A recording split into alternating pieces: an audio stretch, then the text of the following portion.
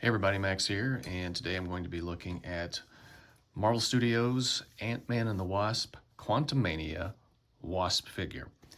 This is the last figure that I'm going to be reviewing from my recent trip to Ollie's. I picked her up for $10, so you can now find her there. I found the Ant-Man figure there not too long ago. They seem to be out of that figure now, and so now they're selling the Wasp figure. So I like the look of the figure. I was curious about it and was basically playing the long game. And just one of those things where if I saw it, I'd pick it up. I wasn't gonna pay $25 for it because the MCU figures they're just a mixed bag. They look good, but they skimp in other areas. Hasbro definitely cuts corners in different areas with the tie-in figures. So it's for me, it's good to wait. And so just as the figure stands, she looks good to look, just looking at her, but there's some design and structural issues, so we'll get into that. She comes with two fists and two open hands. She comes with, this is a backpack that is, I guess, this is where her wings are housed when where they're retracted to. One of the positives of this particular figure is the likeness of Evangeline Lilly. They really got her likeness down pat. This is a really good head sculpt, and I like her as an actress. She's kind of my celebrity crush. I don't like the hair. They just seem to give her terrible haircuts in the Ant-Man films, but she's a gorgeous woman, and I like her as an actress. And so yeah, I'm probably going to display her with the helmet, and I'm going to try and see if she'll fit on any of my, I've got some extra Lady J figures and some extra Action Force, just random female figures that need a head sculpt, and maybe she'll fit. So getting into the figure here, I'm going to start with the wings first because I think they look good. I think there's some good texturing here, and the backpack fits fairly well, and there's some posability. They're not just static in one position, so you can display here in different ways. So, wings extended, down for extra speed maybe. And but they look good. There's actually, running my finger over the back of it, you can feel the texture. There's kind of I guess a honeycomb design to it, and you can definitely feel it, the ridges on it. So and it's not flimsy.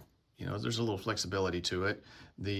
Where it's mounted is fairly thick, so it's not so that's good.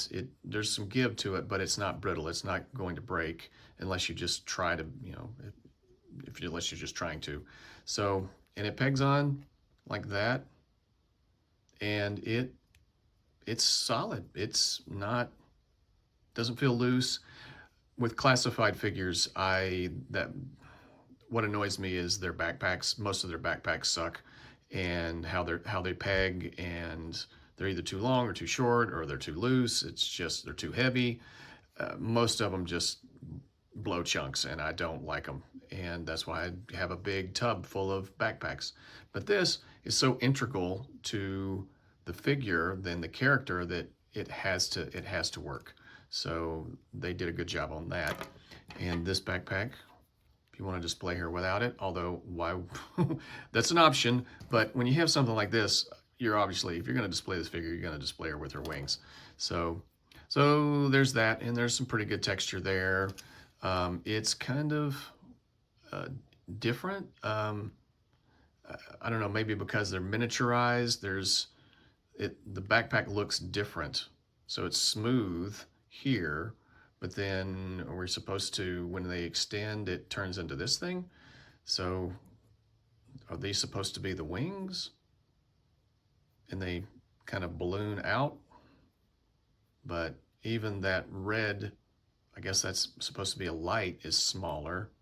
So maybe they kind of, they increase. They're kind of pre-shrunk, and then they expand outward, perhaps. I don't know, but they looks a little different. So the head sculpt, the helmet, is very reminiscent of the what you see in the movie.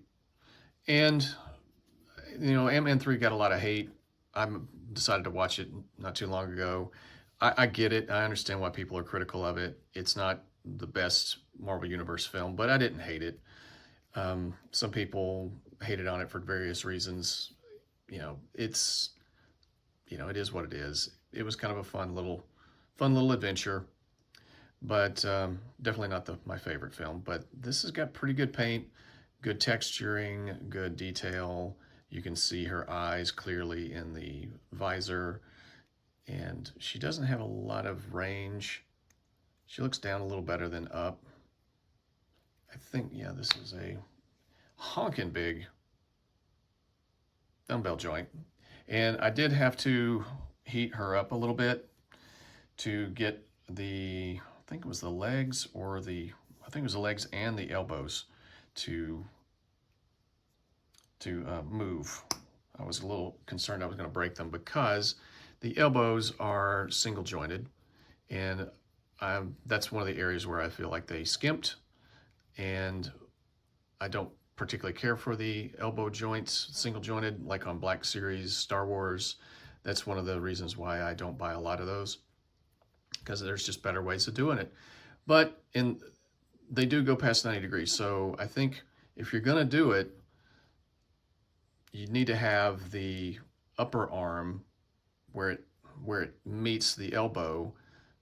It has to have that angle there, so it can get past 90 degrees, which it can. So that's not too bad. So pretty good, but no bicep swivel or anything like that. No butterfly joint. Like I said, the costume, it looks like the suit from the movie.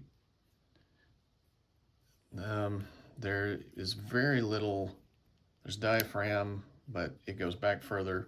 Even with the backpack on, it goes back fairly far, but there's hardly any going forward. So there's that. No waist articulation. Oh, there goes the backpack. Pretty good splits. Very good splits, actually. Oh, I didn't do the T-pose, and those are pretty good. It goes all the way around. No butterfly joint. No bicep swivel, which is unfortunate. But the legs, and the legs feel very, for the pinless, but the joints definitely feel rubbery, the legs. And trying to pose her, you can just feel the give. You know, if you're just trying to stand her up, you can just feel the give. It does not, these legs don't feel like the Ant-Man 3 figure. That figure felt very solid, and you know, all around. So even though this was the figure I actually would have, you know, I wanted, I was interested in, I definitely liked the figure, or the look of the figure, the look of the costume and everything, and liking the actress and the character and as a whole. And it just feels like different plastic. It's softer plastic.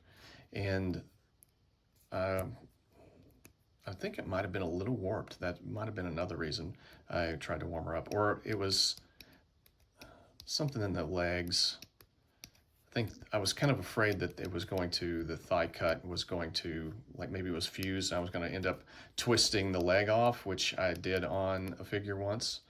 But, you know, it is what it is. Range of motion is pretty good. She can kick back pretty far. No shin swivel, boot swivel, seems to be typical for MCU figures. And the joint, I mean, there's good range of motion in the feet. They rock around the clock.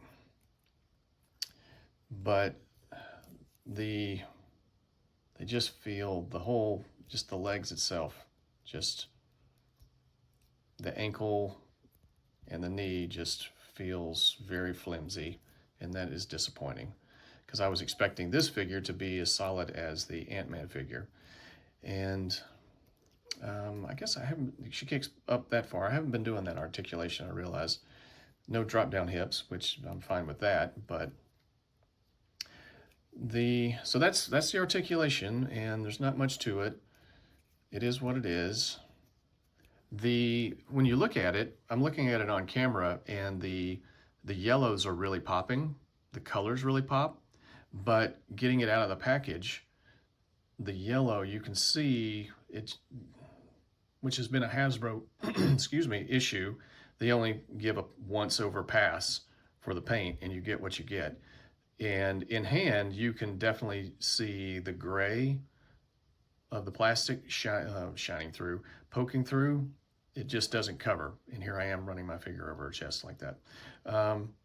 But you can see it here. Like I said, you might see it on camera, but I'm looking at the camera and it seems fairly solid. So we'll see what the video looks like when I'm finished editing. But it looks halfway done. You know, it just needed another pass like a lot of figures. So it's a $10 figure. It's not a $25 figure. I would never have paid $25 for this, and I'm glad I waited. I'm still disappointed in the material, the legs. That just bugs me. So, but maybe they were thinking most people are going to display her with a flight stand, and that may be exactly what I'm going to do, because she's a flying figure, flying character, and these are solid, pretty cool looking wings, so I can't fault them for that. And like I said, they got the likeness of Evangeline Lilly down. So I'm going to give this a warp factor of 6.5. I don't recall what I gave the Ant-Man figure. I probably a little higher. Maybe if I was doing them both back to back, I would, you know, if I gave him a lower one, you know, I don't know. I'd have to go back and watch the video again and figure out what I did. But I'm going to say 6.5. She's not the best, not the worst. It's a $10 figure. You know, you get what you get, and don't pitch a fit. So, but yeah. What do you think? Do you have her already? Did you pay $25? Are you playing the long game, waiting for Ollie's? Oh, it also comes with, she's a part of a Build-A-Figure wave, and you get Cassie Lang's one of her legs. And let's see, I have Crossfire. I don't think I mentioned him having one of the legs in the Crossfire video. And I have Ultron already, so I have another piece somewhere. Ultron is 3, so an arm. But I'm not going to bother with King the Conqueror or Egghead or future Ant-Man. So I'm not even interested in this character to build. So, and that's Build-A-Figure waves are just typically, the figure might be interesting, but you don't want all of these smaller figures to get this bigger one. So I'll probably just take all the stray and random limbs and head sculpts from all these other Build-A-Figure waves and put them up on eBay, and hopefully somebody will buy them and they can find a happy home. So anyway, this is the WASP figure from Ant-Man 3 Quantumania. Let me know what you think in the comments. I give her a warp factor of 6.5, and I will talk to you guys on the next one. Take care.